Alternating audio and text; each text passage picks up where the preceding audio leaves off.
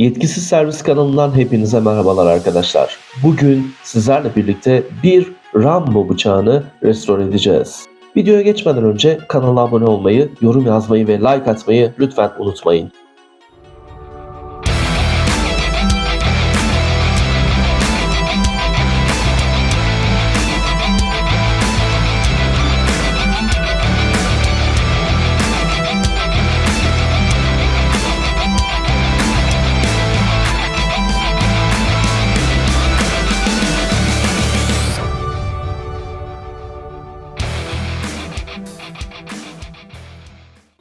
Bir takipçimizden gelen Rambo bıçağının şu anda parçalanmış halini görüyorsunuz. Takipçimiz bu bıçağın eski günlerine, orijinal haline dönmesini istiyor. Aslında yapacağımız işlem inanılmaz derecede basit. Gözle yaptığım ilk incelemede eksik olan bir somon tespit ediyorum. Bu somonu taktığımızda dış kozmetiğini makyajladığımızda yine Columbia marka bıçağımızı eski günlerine tekrar döndüreceğiz. Bu arada Columbia yurt dışı yani ABD menşeli bir firma olup gerçekten çok sağlam malzemeleri bulunuyor. Şimdi şöyle bir incelediğimde kılıfta biraz yıpranma görüyorum ve tabii ki bıçağımızın kabza kısmının da çıktığını görüyorum. Daha da detaylı baktığımda bıçağın metal kısmının kabzaya giren tarafında küçük bir yiv görüyorum. Buna uygun bir somonla bıçağımızı aşağı kabza kısmına sabitlememiz mümkün olacak.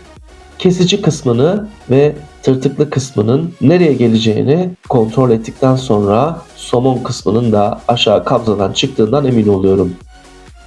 İşte bizim 1001 çeşit somonumuzun olduğu o meşhur somon kutumuzda geldi. İlk başta kare bir somon koymayı düşündüm ama bu somon sanki orijinaline çok da yakın olmayacaktı. Bu yüzden daha yuvarlak bir somon bulmaya karar verdim. Allah'tan çok aramam gerekmedi. Hemen gözüme çarpan bir somonu kutudan aldım ve bıçağı taktığımda yivlerin somona uyumlu olduğunu gördüm. Elle döndürüp emin olduktan sonra küçük karga burnuyla sağlamlaştırma işlemine geçiyoruz. Son derece sağlam oldu. Kontrol ettiğimde kabzaya metal kısmın tam olarak oturduğunu görüyorum. Mekanik kısmını buraya kadar hallettiğimize göre artık kozmetik kısmına geçebiliriz.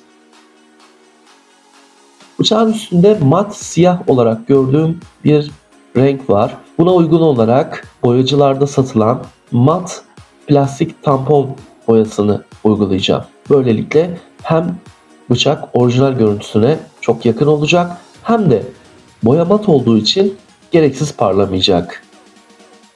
Bir tarafını boyadıktan sonra bir süre kurumasını bekliyorum ve her ihtimale karşı tel yardımıyla bıçağın diğer tarafını çeviriyorum. Diğer tarafında yazılar olduğu için buraya çok dikkatli bir şekilde boya atmam gerekiyor.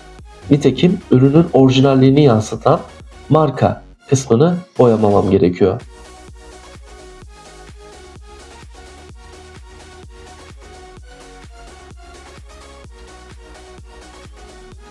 Küçük dokunuşlar sonrasında artık bıçağımız ilk günkü gibi pırıl pırıl bir şekilde kurumaya bırakılıyor.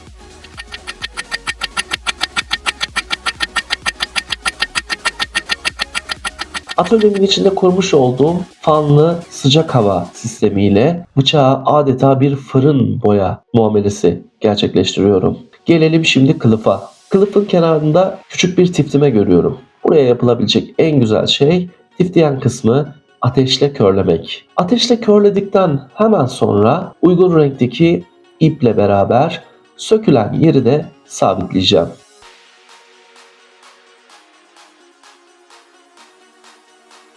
Bıçak kılıfı sert kumaştan olduğu için özellikle yorgan iğnesi kullanılırsa çok rahat bir dikiş deneyimi sizlere sunacaktır. Tifleyen kısmı kenara sabitledikten hemen sonra sökülen kısmı da hızlıca dikiyorum. En son işim bittiğinde ipin ucunu yine ateş yardımıyla körlüyorum. Ve işte bıçağımız artık kullanıcımız için kullanıma hazır. Siz de bu basit tamir videolarıyla evinizde bulunan ürünleri tamir edebilir, ya da bizlere göndererek ürünleri tamir ettirebilirsiniz. Kanalımıza abone olmayı unutmayın. Başka tamir videolarında görüşmek üzere.